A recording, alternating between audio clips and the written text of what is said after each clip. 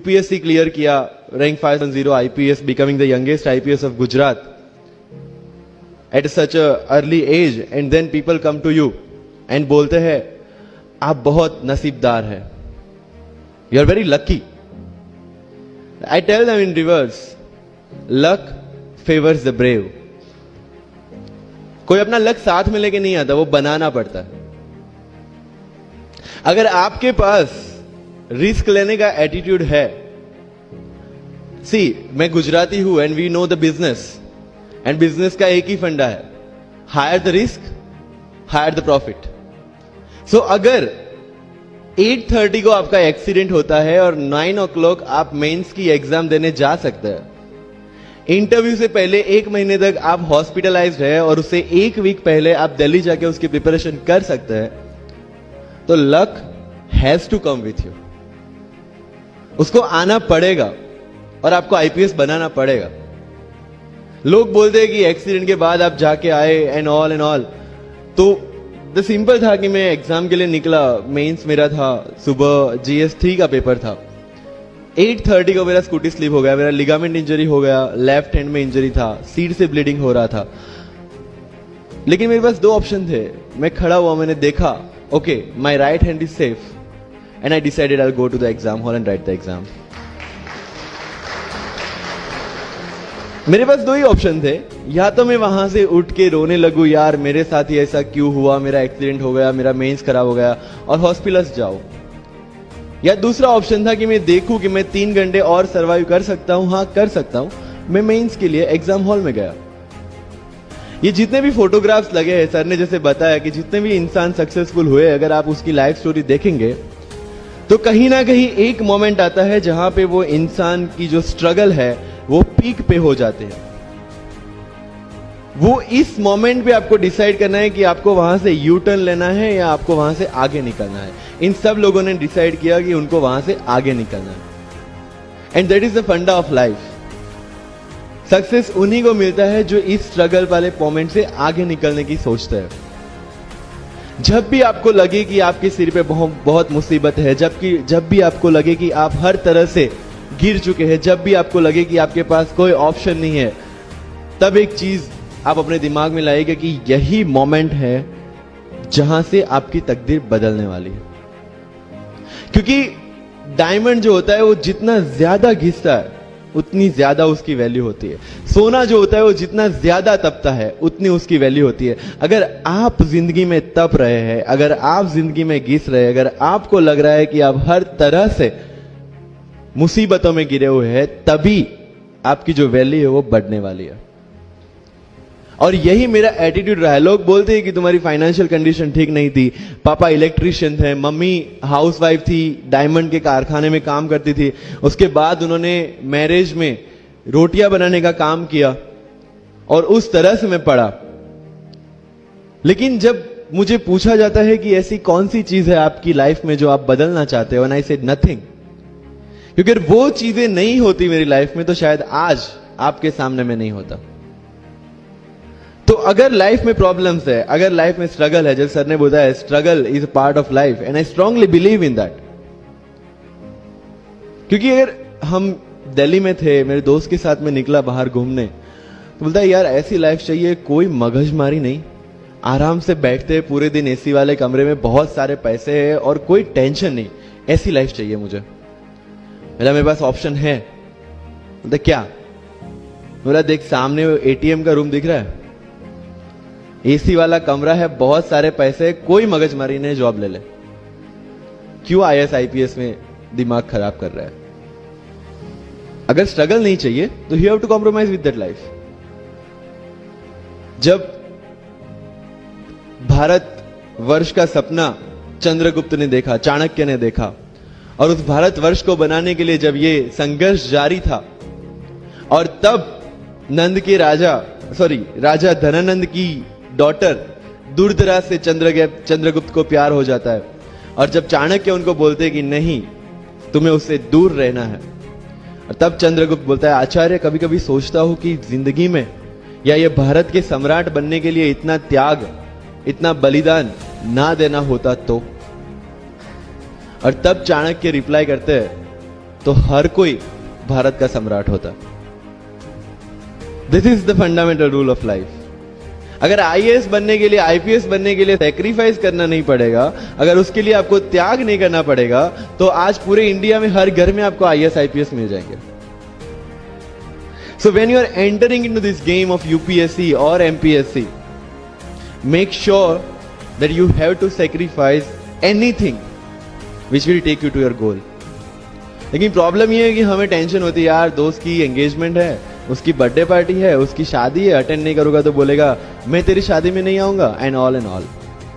लेकिन believe me, जब आप आईएएस बन जाओगे, वो सामने से याद दिलाएगा, भाई इनविटेशन कार्ड नहीं भेजा तूने। समझ रहे हो? तो जो कुछ भी इसके लिए सेक्रीफाइस कर रहे हो, वो जब आप उस पोस्ट पे पहुंचोगे, सब कुछ वर्थ है, सब कुछ। मेरा इंटरव्यू था यूपीएससी का, मुझे एग्जैक्ट डेट याद है, 23 मार्च को मेरा इंटरव्यू था। 20 फरवरी को मुझे हॉस्पिटल में एडमिट किया गया क्योंकि मुझे इन्फेक्शन हो गया था बॉडी में, एंड बहुत हाई फीवर था, तो आईवी के अलावा कोई ऑप्शन नहीं था। 1 मार्च को ठीक होके मैंने सोचा चलो दिल्ली निकलते हैं। 2 मार्च को मैं दिल्ली पहुंचा। 3 मार्च को वापस से टॉन्सिलाइटिस का अटैक होने की वजह से फ्लाइट लेके वापस से पालनपुर, अहमदाबाद, अगेन हॉस्पिटलाइजेशन। 15 मार्च को I got relieved from the hospital. 16 मार्च को मैं दिल्ली पहुंचा और 23 मार्च को I gave my UPSC interview.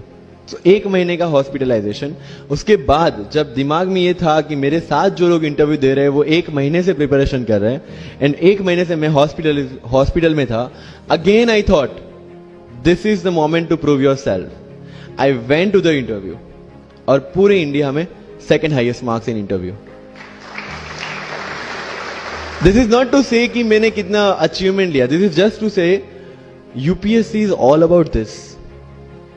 मैंने कोई प्रिपरेशन नहीं की थी यूपीएससी के लिए, इंटरव्यू के लिए, but again I scored good marks in interview, because UPSC सिर्फ आपका नॉलेज चेक नहीं करता।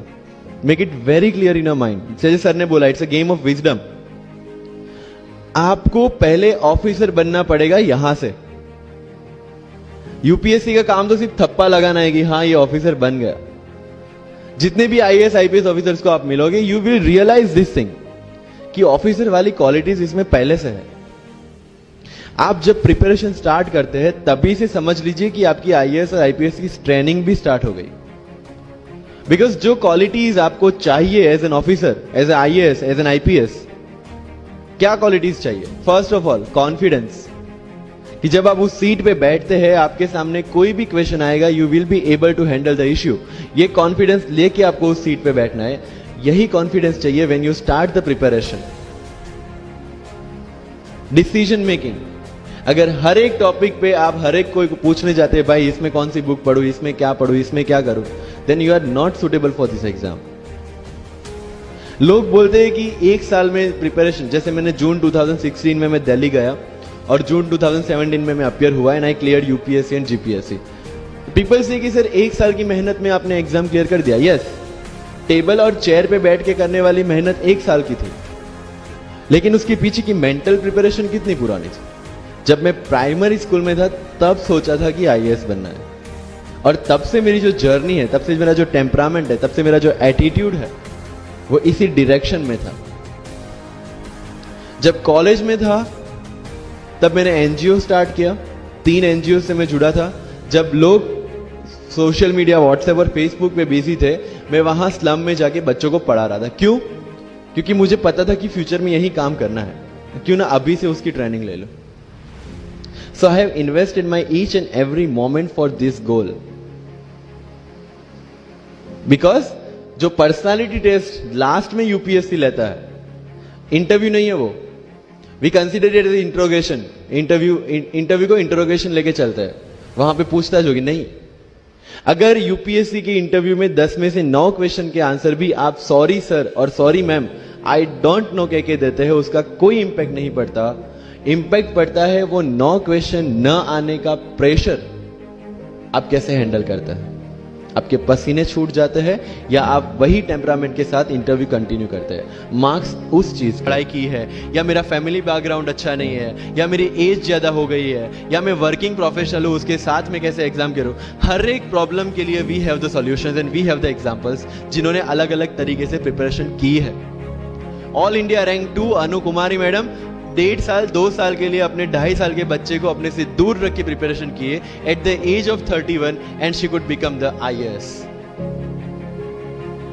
या you can take the example of Ummul Kher कि जिसको 8वीं क्लास में घर से निकाल दिया ये बोल के कि हमारे घर में बच्चियां 8वीं से ज्यादा नहीं पढ़ती, और उसी झोपड़पट्टी में रह के उसने पढ़ाई की, बच्चों को ट्यूशन दिया, 3 दिन 4 साल पुरानी रोटियां खाई, और उसके बाद भी जवाहरलाल नेहरू यूनिवर्सिटी में से PhD करके फर्स्ट अटेम्प्ट में UPSC में ऑल इंडिया रैंक 400 समथिंग लेके आज शी इज डूइंग IRTS की ट्रेनिंग।